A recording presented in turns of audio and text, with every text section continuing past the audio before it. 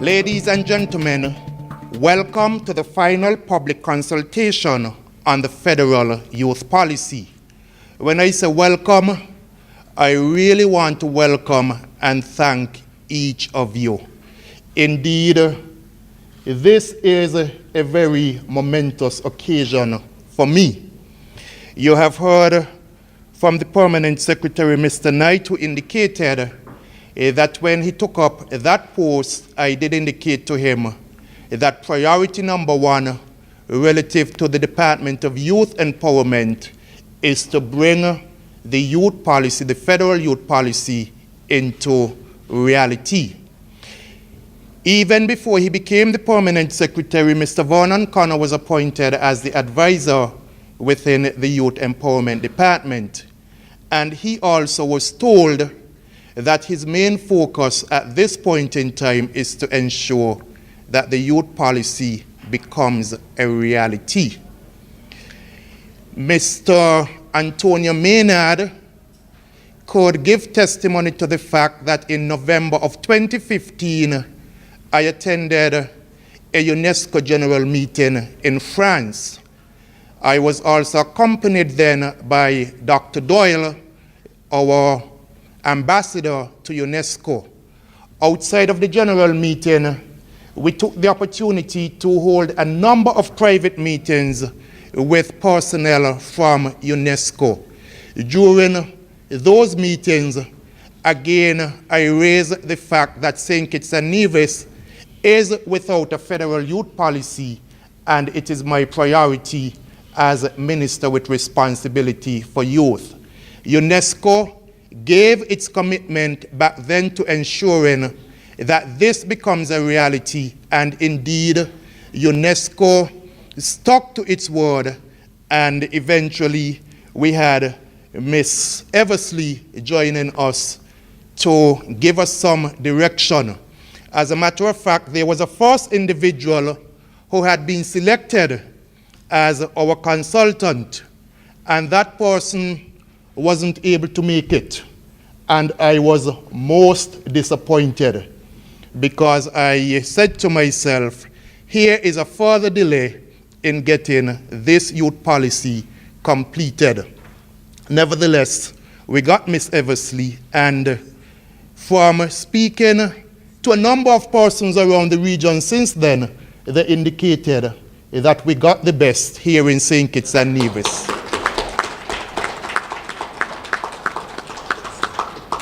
And she just informed me that not only did I receive the best, but she's going to be here for quite some time to come. So, Ms. Eversley, thank you.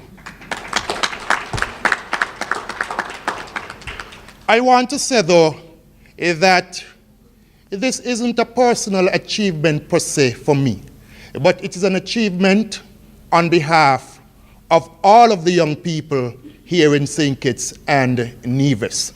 This federal youth policy I deem to be extremely important in guiding youth work here in St. Kitts and Nevis, not just for the current generation of young persons, but for future generations of young persons.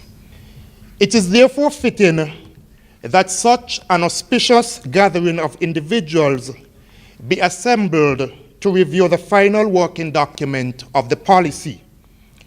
We have attempted to be very inclusive as we understand the power and importance of diversity of opinion. We invite you to be open and frank in your discussions, as it is our desire to capture the voice, the will, and the intent of the people of St. Kitts and Nevis within the words of the document. While you may have been invited through a specific organization, we encourage you to approach the process as one in which the empowerment of young people is the highest priority on the agenda. So just as sometimes we wear our "What would Jesus do?" bracelets, today we need you very much to wear "What would young people do?" caps.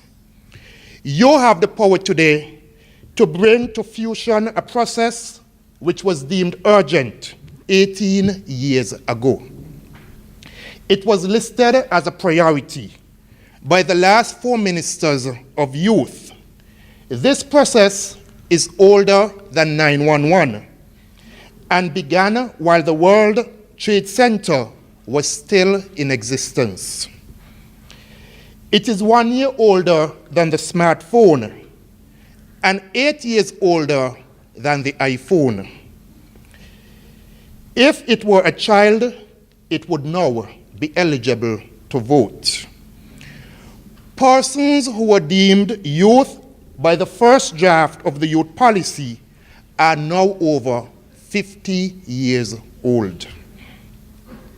But most importantly, during the time that this policy was bogged down in a mire of inaction, over 200 young people lost their lives to violence. Thousands of our youth have been turned into the society without hope of economic mobility. Hundreds of our youth have become teen parents. Gangs, drugs, and guns have become the order of the day, and our youth have been left voiceless. Today, you have the power to say to our youth, no more.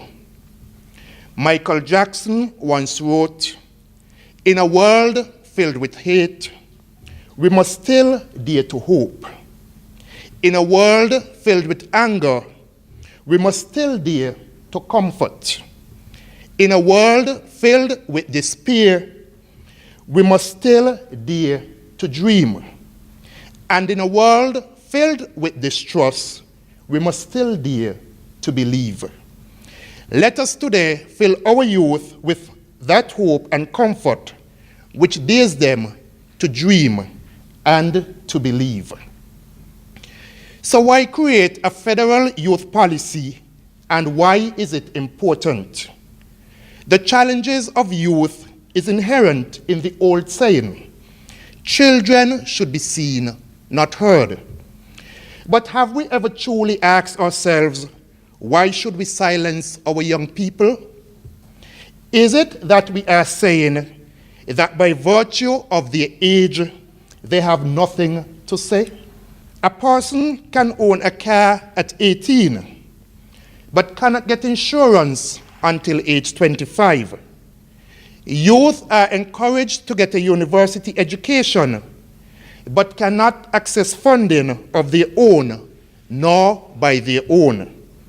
And most importantly, youth are encouraged to own their own business, but no provision is made for their access to start-up capital.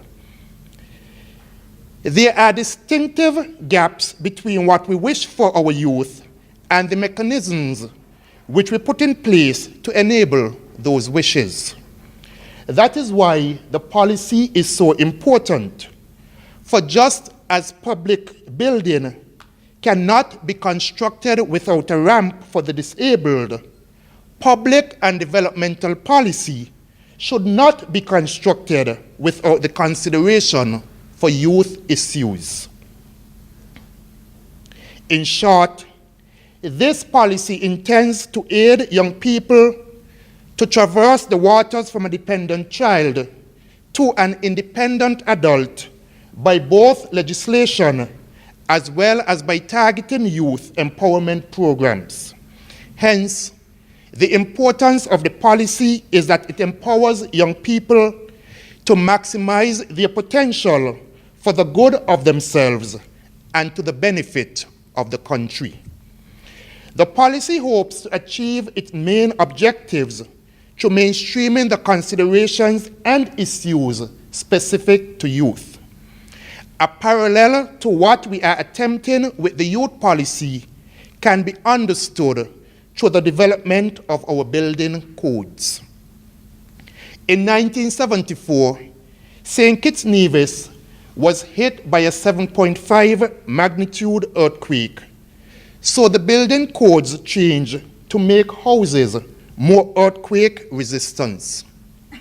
In 1979, Hurricane David ripped through the Caribbean, blowing down houses, and left thousands dead in its wake.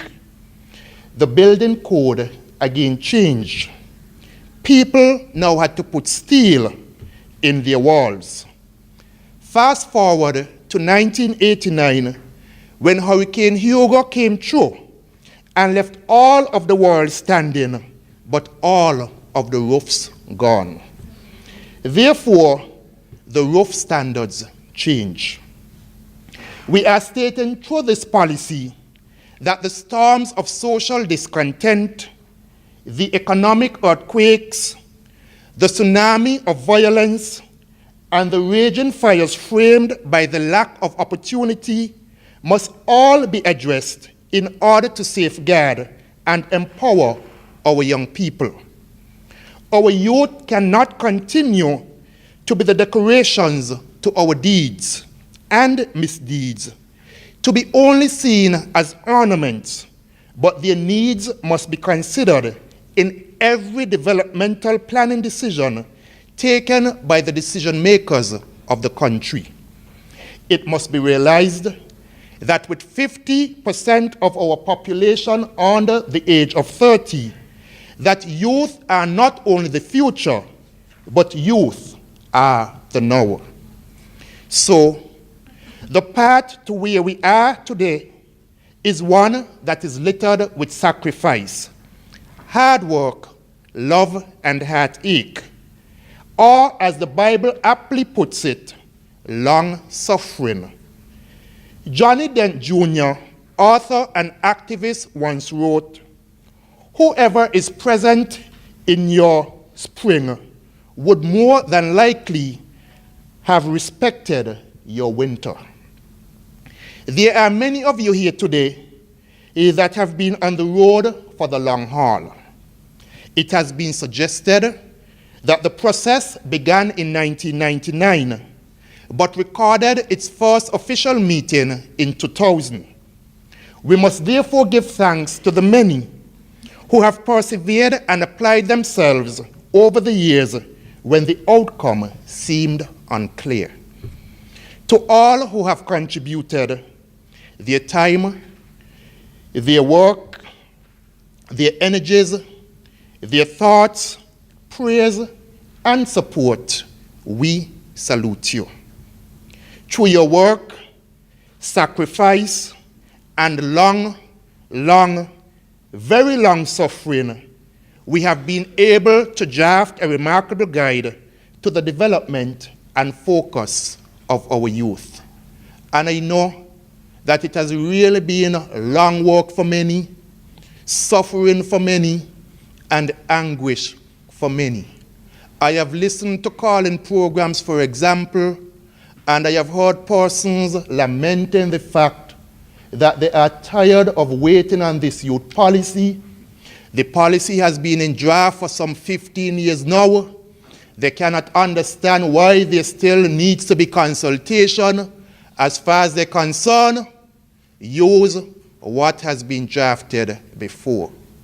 For me, I personally said to the persons within the youth department and all those who provided support, that a policy which was drafted some 15 to 19 years ago cannot be fully reflective of today's young people. Some of the persons who would have given input then are persons who can no longer be considered to be young persons. Technology has changed. Issues affecting young persons have emerged. And any policy which is going to come under my leadership must be reflective of the current circumstances.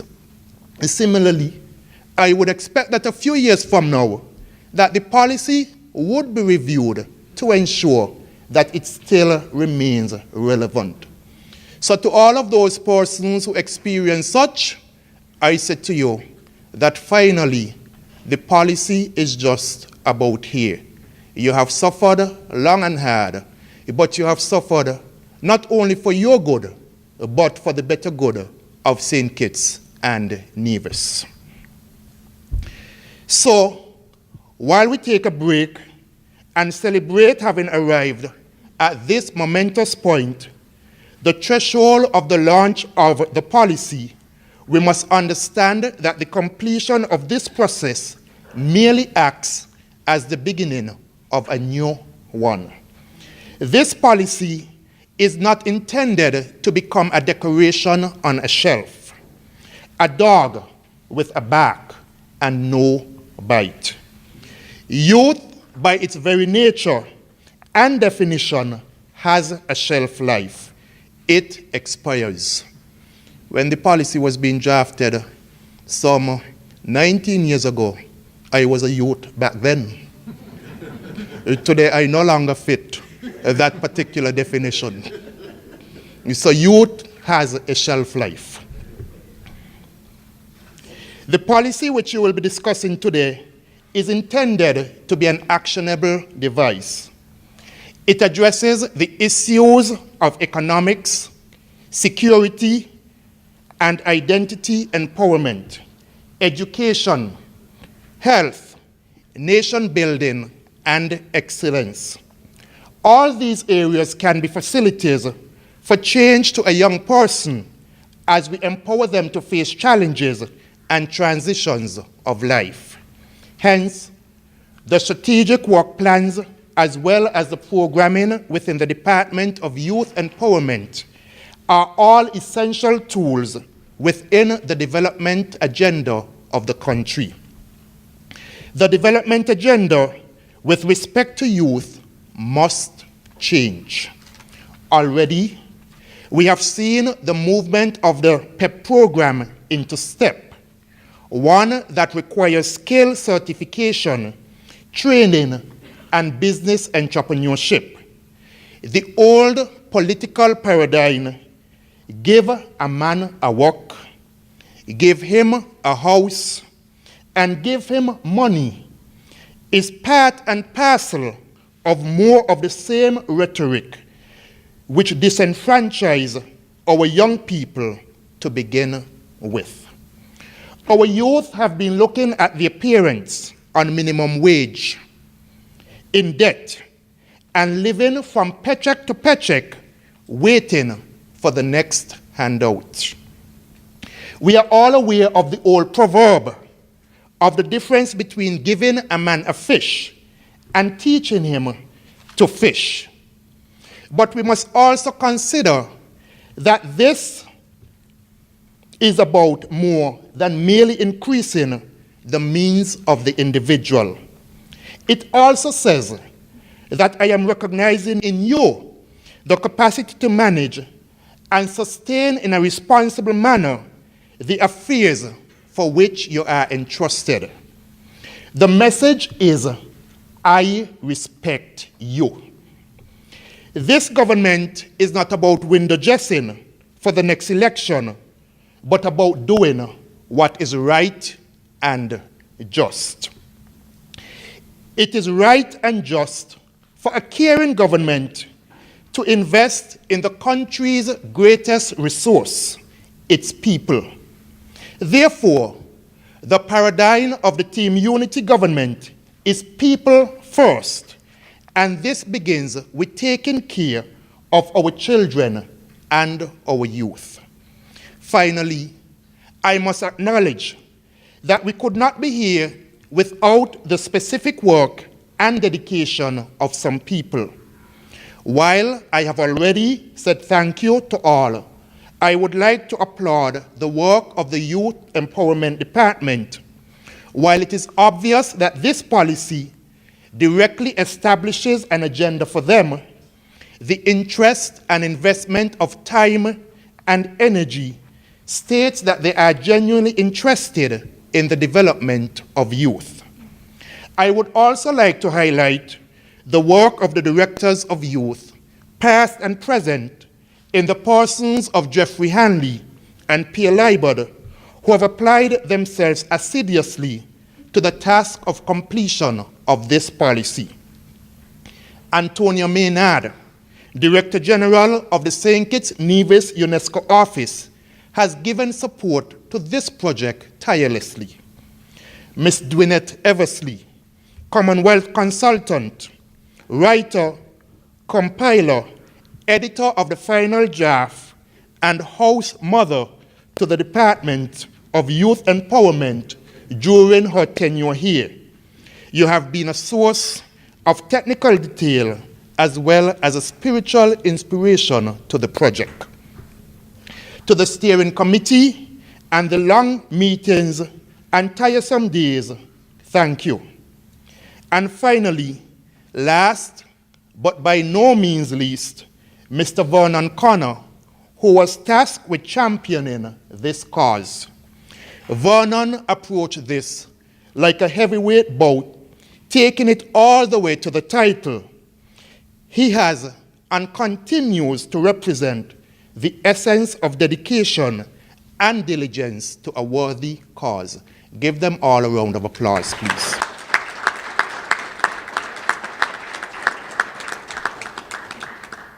In closing, thank you all again for being here, and I do hope that we have a fruitful and productive day.